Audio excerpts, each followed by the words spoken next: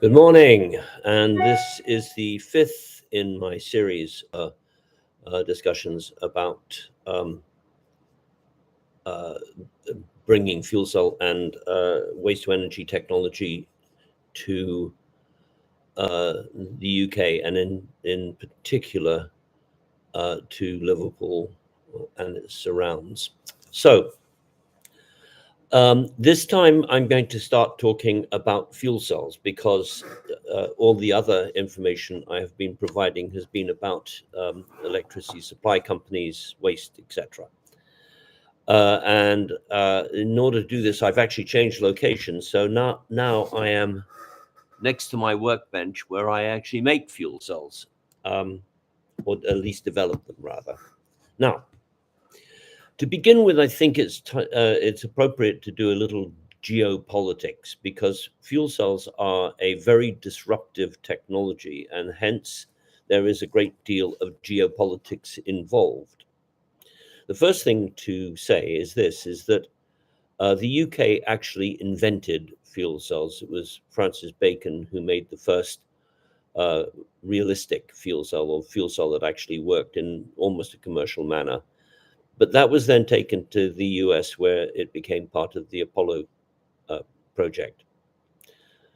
But there were other fuel cell applications that came after that, and not very quick, no, not very shortly after that, and many different fuel cell types. So we're going to go into that. But first, I want to discuss a bit about the geopolitics behind all this.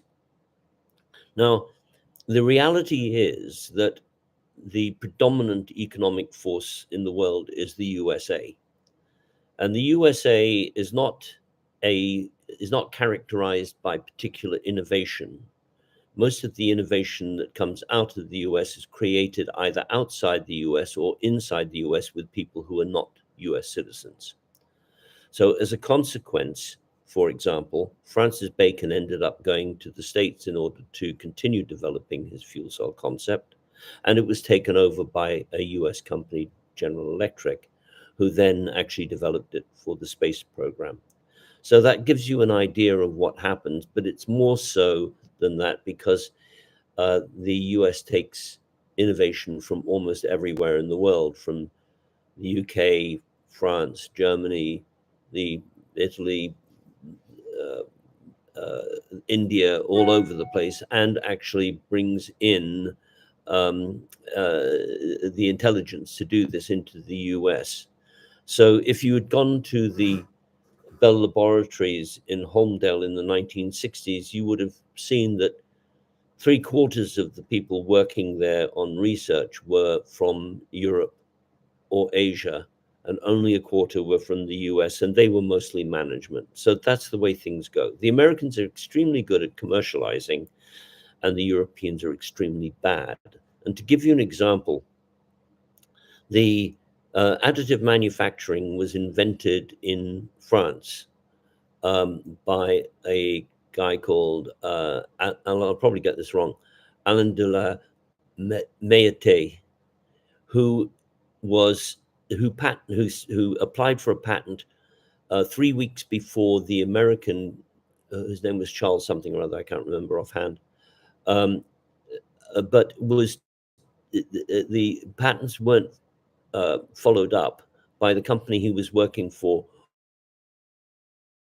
They abandoned it was because they could see no commercial value. That gives an example of what happens. In the UK, the UK is actually sabotages things, and I'll give you an example of that. I built a company called Zetec, which made fuel cells in the 1990s. It was the second largest fuel cell company in the world after Ballard. Ballard was an interesting company because it was very aggressive with Jeff Ballard, who was the chief executive, very clever man, very interesting, and a Canadian. And it was all done in Canada, and the Canadian government supported it, and curiously took the oxygen out of the American fuel cell business. So it demonstrates it can be done. But Zetec was the second largest fuel cell company after Ballard. It was the largest in Europe. and was set to become larger than Ballard. We had built the world's first automated fuel cell manufacturing facility in Germany, which could produce more fuel cells than the entire rest of the world combined. So that gives you an idea. But one of the reasons it failed was it was actually sabotaged by the British government, who worked with the Department of Energy in the US to suppress it because they were frightened that they might lose their edge in the US. So that gives you an idea of the geopolitics involved. Now, as it happens, the US now is beginning to lose its way. In fact, it's not beginning; it's been losing its way for some time. And the progress that it has made, for instance, in AI, looks spectacular. But as it happens, the country that is producing the quickest digitalization is the Ukraine. So it's beginning to lose its way. And sorry about the interruptions and phone calls. It's a busy morning. Anyway, so the commercialization of this technology has primarily been in the US. Now it's in Korea and Japan and China. And so the grip is beginning to be lost. The one place it's not is the United Kingdom. And the reason for that is basically because, how can I put it? Stupidity, corruption, all kinds of things like that. Anyway, it is what it is. However, we can retrieve this because we do have some very good technology, and people are beginning to actually understand how important it is.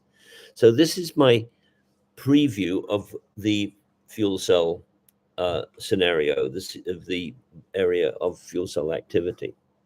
Now, there are a lot of different types of fuel cells, and they all have different applications. So I'm going to go through the different types of fuel cells so that there is no misunderstanding in terms of what I will say as time goes on. The first group of fuel cells are the high temperature fuel cells. The second group are the low temperature fuel cells. There is nothing in between, really, although there is a sort of a crossover at certain points. And I'll go through that. But I'm not going to do all that today, other than to say that the history of fuel cell is one of development going in different directions for different applications.